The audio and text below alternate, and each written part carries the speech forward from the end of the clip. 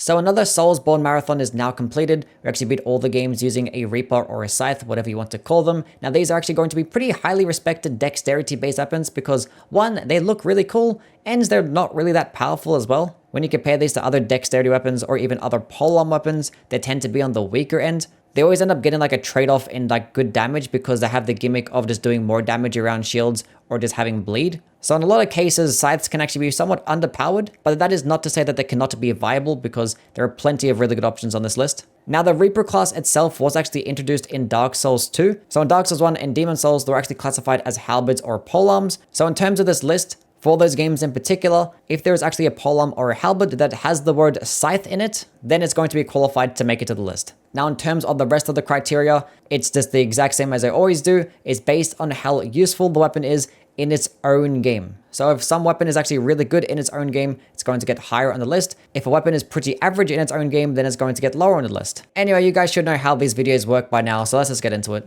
Starting off with the worst scythe in the entire Soulsborne series, we have the Reaper Scythe from Demon Souls.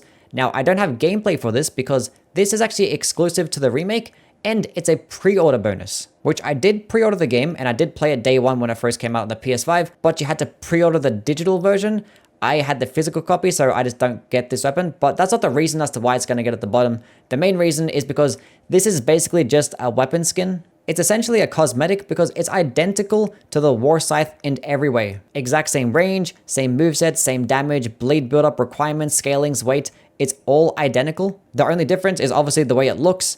And the Reaper Scythe can't actually be upgraded. It stays at +0. So basically past the first area, it's just going to be a useless weapon. But I don't know why they just didn't want to put this in the game outside of a pre-order bonus. I don't know why they didn't want to at least give it a unique moveset because it gets a polearm moveset, meaning that you're actually doing poking attacks with this. Like this is a scythe and you have to poke with it. That makes no sense.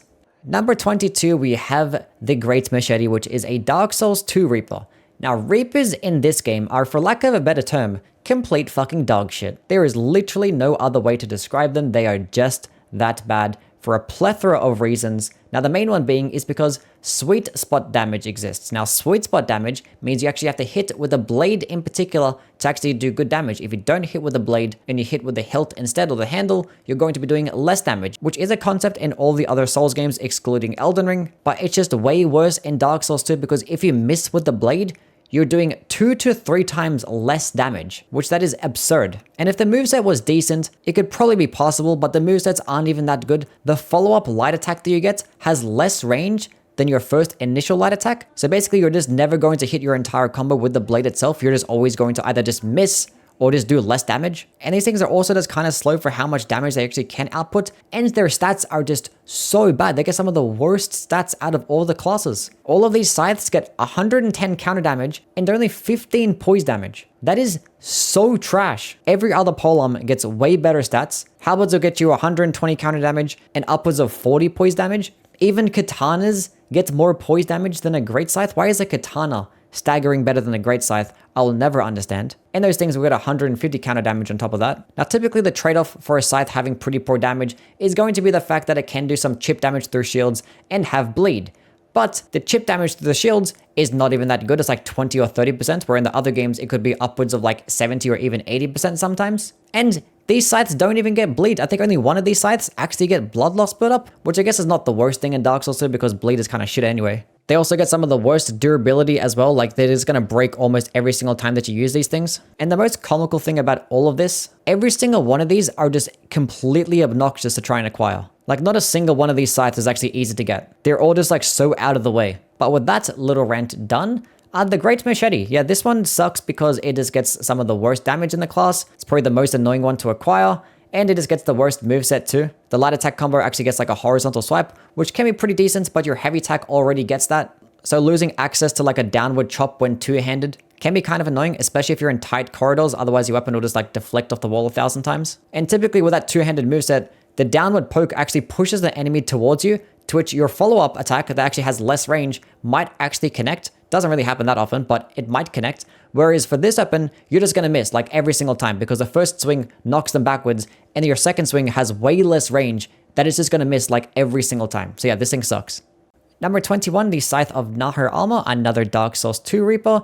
This one is just no reason of using it because the Great Scythe does everything that this does, but just better. Exact same moveset, it just gets more range, and you can just get more damage. This thing actually does get split dark damage, which like half the Reapers in this game somehow, for some reason, just get split dark damage. But even with a dark infusion with the Great Scythe, you can still out damage the Scythe of Nahar Armor, and you get both of these weapons at the exact same location, so yeah, there's like not much of a reason to use this. Number 20, we have the Crescent Sickle. Now, this is going to be a split magic type of Reaper, of which actually does get a pretty decent magic scaling, even with different types of infusions. So going into an intelligence type of build, this actually might be a pretty decent option, although I still would never really use it over like almost any other weapon class in the entire game, because obviously, as I mentioned, Reapers suck. And this thing also gets the same moveset as the Great Machete, so it gets that stupid horizontal swipe with this light attack combo that I do not like. So if you had like an intelligence type of build and you wanted a polearm weapon, this one might be a decent option, but there are other halberds in this game that could just work way better.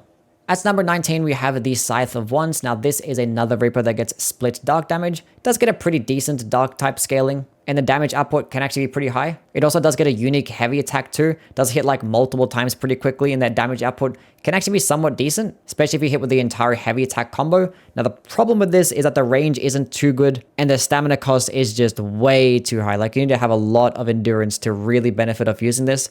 Otherwise, like the regular Scythe heavy attack combo is just going to be leagues better. But the worst thing about this Scythe is that you cannot buff and you cannot infuse it. I do not know why. There are other boss weapons in this game that just can be buffed and infused.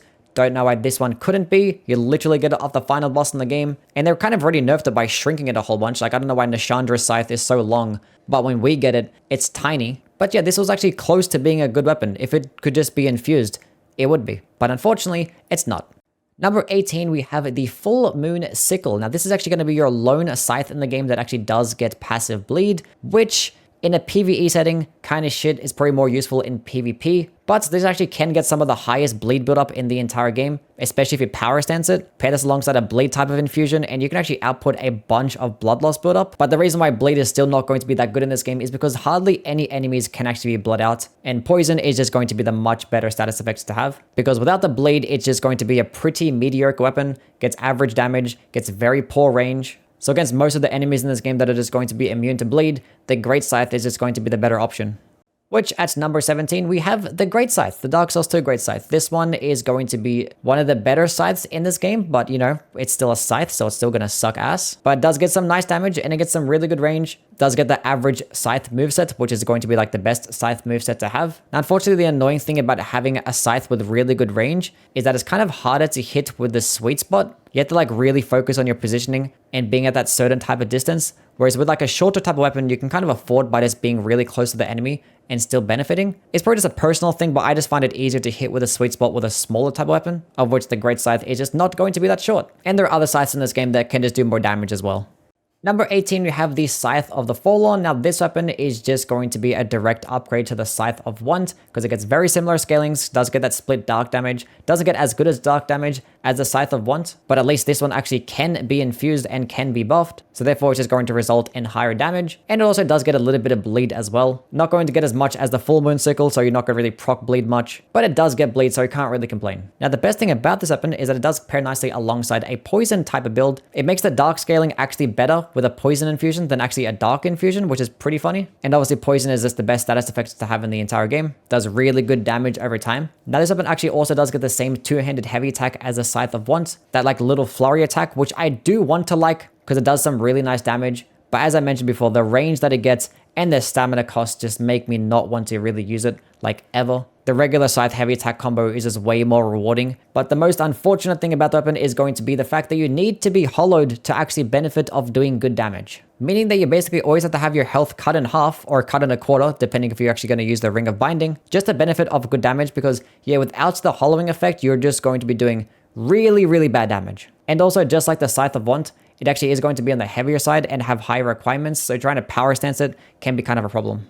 Number 15, we have the Silver Black Sickle. Now, this is another dark-based scythe in this game, and I'm probably going to prefer this one over the rest because it actually doesn't work like a scythe at all. It gets the exact same moveset as the axes do, which is actually pretty decent. Doesn't consume much stamina, pretty quick attacks, the power stance combo is pretty good too. You can't really go wrong. And with a Silver Black Sickle, it actually gets a pretty decent dark scaling. Gets a better dark scaling than all the other scythes. so it can pair nicely alongside a Hex type of build, but I would still never use this scythe under any circumstance because axes are just going to do the same thing, but just better. Axes like the hand axe or the bandit axe are probably just going to result in more damage. They also don't have to worry about that stupid ass sweet spot damage, and they're just going to get higher counter damage and higher poise damage too. So yeah, there's like literally no reason to use this weapon at all.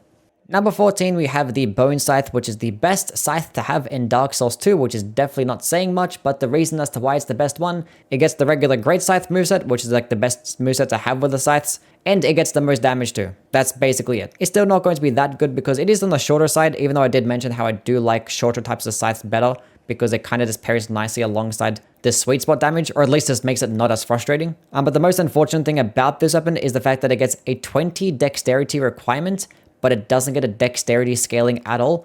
And like the moveset's the exact same, so I don't know why it gets a higher dexterity requirement. At least get like a cooler heavy attack or something if you're going to have that high of a dexterity requirement. So if you actually did want to power sense this thing, it's going to be a bit more obnoxious to try and do it, even though I still wouldn't really care to power sense scythes because it's just not that good.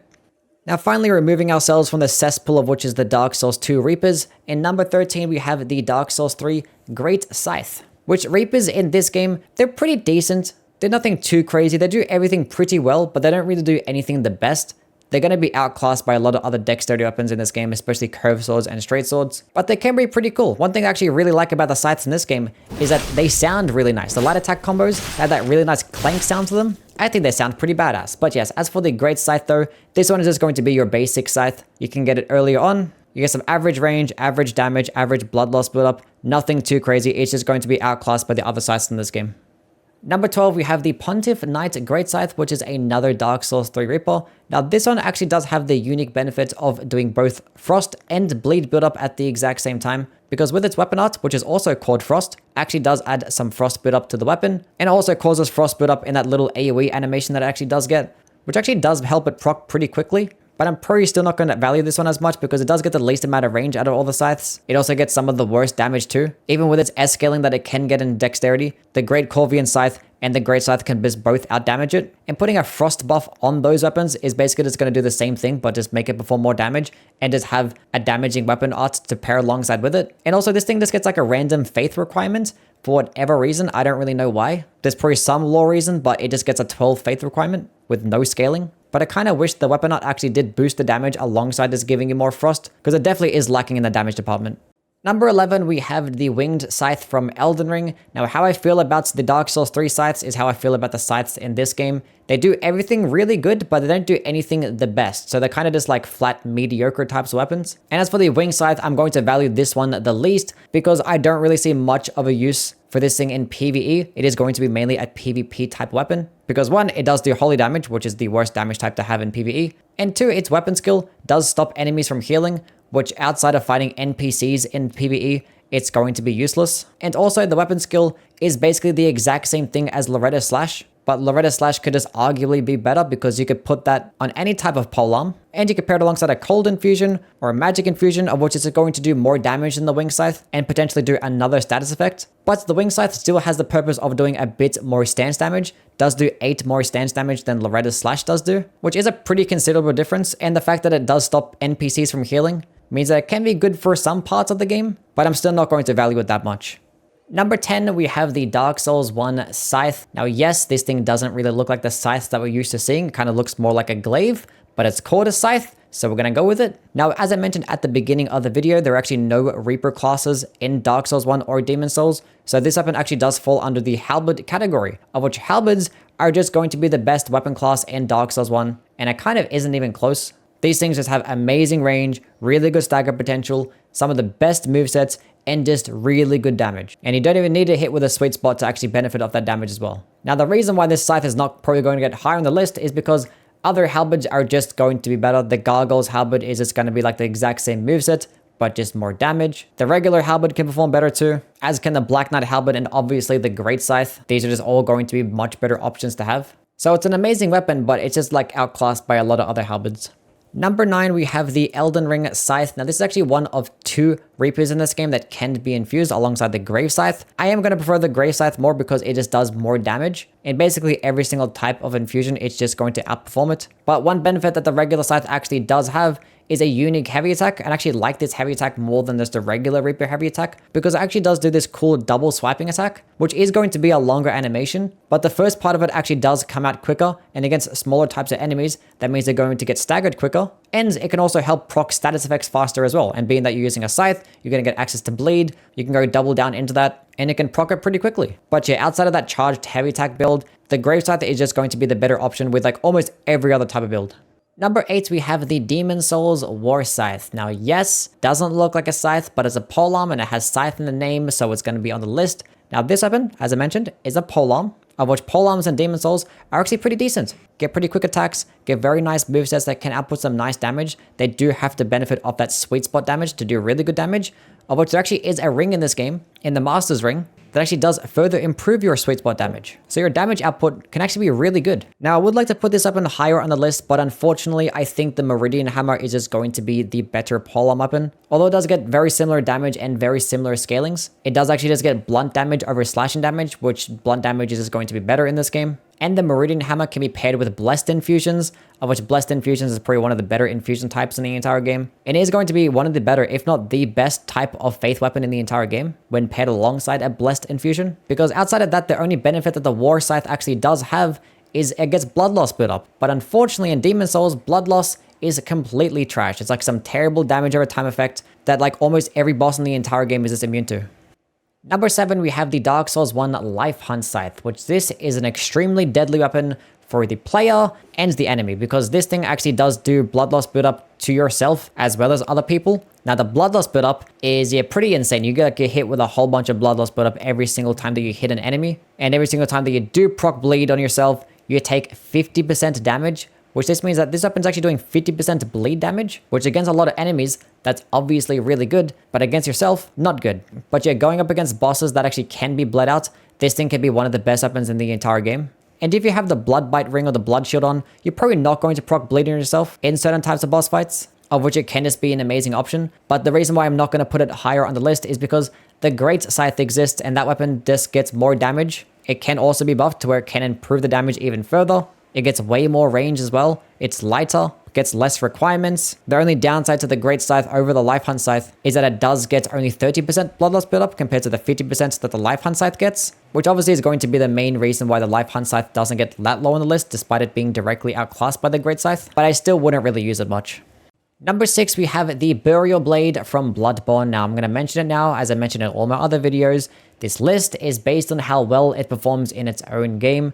Obviously, if you're doing a one-to-one comparison, Bloodborne weapons are just going to be better than like all the other Dark Souls weapons in this game because they get all these really cool movesets, transformed attacks, transformed versions. We get the idea. But as for the Burial Blade in Bloodborne, it's pretty decent. It gets like a nice moveset. It does like overswing with its weapon, so it actually can hit multiple enemies at once pretty nicely. Its charged heavy attack can send enemies flying, although using it to backstab enemies can be kind of annoying because with how it swings and how wide it actually goes, it's kind of hard to line up to hit them from the back paws like really perfectly. Now the untransformed state is going to be like a really quick curve sword to use, which is obviously amazing. So against those smaller types of quick enemies, you can just clean them up with this. The transformed attacks themselves can be pretty high damaging. It's just like an overall solid weapon. Now some other downsides that I do have with this thing is that it does get split arcane damage, which the arcane damage itself is not even that good. The arcane scaling isn't even that high either. It just gets a little bit of arcane damage, meaning that 1, you're doing split damage, which is not good, and 2, you can't buff it, as not being able to buff a weapon is obviously going to be a major downside. If it could be buffed, I'd probably like it a lot more.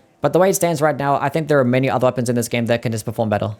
Number 5, we have the Freida's Great Scythe. Now this is a Dark Souls 3 Scythe, of which this can either be just the best Scythe in the entire game or just the worst one and like no in between. Now starting off with, the regular weapon itself is kind of just trash. It does really bad damage. You get pretty shitty range. The moveset is going to be the worst moveset out of all the other scythes because it's like this longer. The requirements are kind of like all out of whack. You get requirements in like every single stat, despite it only getting good scalings in 2 of them, of which that intelligence scaling that you do get is pretty nice, but you don't even benefit off that intelligence scaling outside of the weapon skill. The main reason the main weapon itself is going to be doing bad damage is because it only does physical damage, meaning it's only going to boost off that dexterity scaling, which I don't know why the main weapon itself didn't actually get split magic damage. Because yeah, the only way to actually get magic damage off this weapon is via the weapon art, of which the weapon art is actually extremely good. The light attack combo that you actually can get is obviously very flashy. can actually output more damage than like the regular light attack combo, can stun lock enemies very nicely, and it doesn't consume any FP at all. So basically almost every single instance, you're just going to be using this attack more so than like the regular light attacks. But unfortunately, the animation is going to be really long. So against those enemies that cannot get stun locked,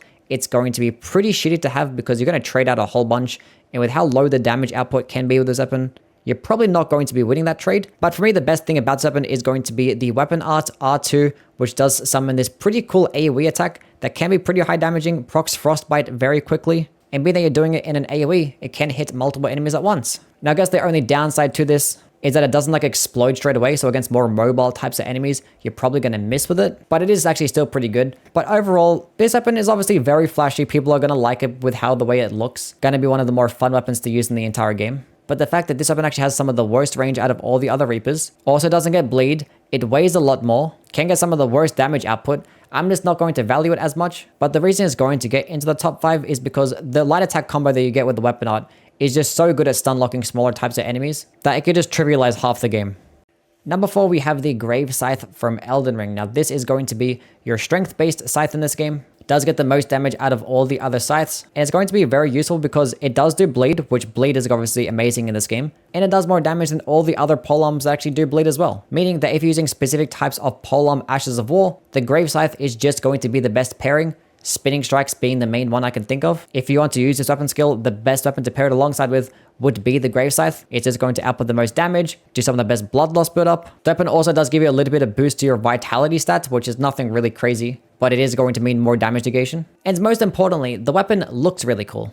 Number 3, we have the Halo Scythe, which is also from Elden Ring. Now this is going to be your other holy based scythe in this game, which yes, holy damage, not that good, but this thing can actually still output a lot of damage that where most of the bosses in this game can still be melted. Obviously when fighting bosses like Malekith or Radagon, I'd stick to using my incantations instead, but it still actually might perform pretty decently against them because the weapon itself actually does do more physical damage than holy damage. But the reason as to why I'm going to value it the most is because its weapon skill, Miquella's Ring of Light, is amazing. It's basically the same thing as a Sacred Ring of Light Ash of War, but it just goes further, does more damage, it staggers better, and even against those bosses that are resist to holy damage, it can still melt them as well because you can constantly spam it over and over again for only 11 FP. And as I always mention in this game, projectiles just trivialize a lot of bosses. You can sit at the back of the map and just keep spamming for days, and with a quick animation and for very cheap FP cost, you can't really go wrong.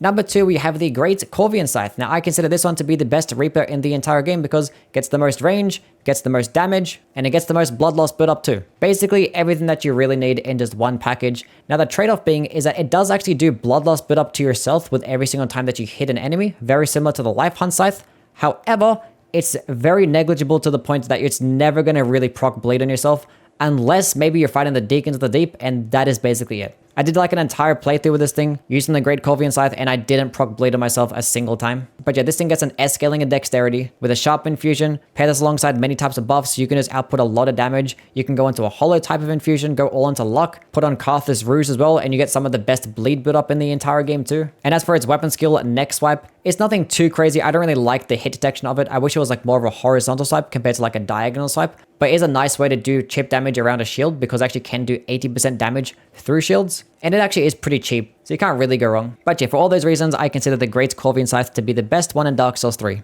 But as for number 1, we have the Dark Souls 1 Great Scythe. Surprise, surprise. Now, all like the scythes across the series, they're all like pretty average to decent. But yeah, the Great Scythe in Dark Souls 1 is like in a whole tier by itself because I consider the Great Scythe to be the best weapon in the entirety of Dark Souls 1. As I mentioned with halberds, they're just going to be the best weapon class. They get amazing damage, good stagger potential, really good movesets. And with the Great Scythe, it's just no exception. You get slashing damage, which is probably one of the best damage types in the entire game. You get really quick running attacks and a really quick heavy attack as well. Both of them lunge pretty far, can close the gap really nicely. You also just get a bunch of vertical chops with your light attack combo, so you just get nice variety there too. You get a bunch of blood loss build up. This thing also gets the most range out of all the halberds, alongside the most damage out of all the halberds. Paired alongside the correct type of build, with the correct buffs, this thing could just output more damage than everything else. Do it at a further distance, have the better moveset, and it actually has very low requirements and it barely weighs anything. It's the lightest halberd in the entire game, with the lowest requirements, and you get it right at the beginning of the game.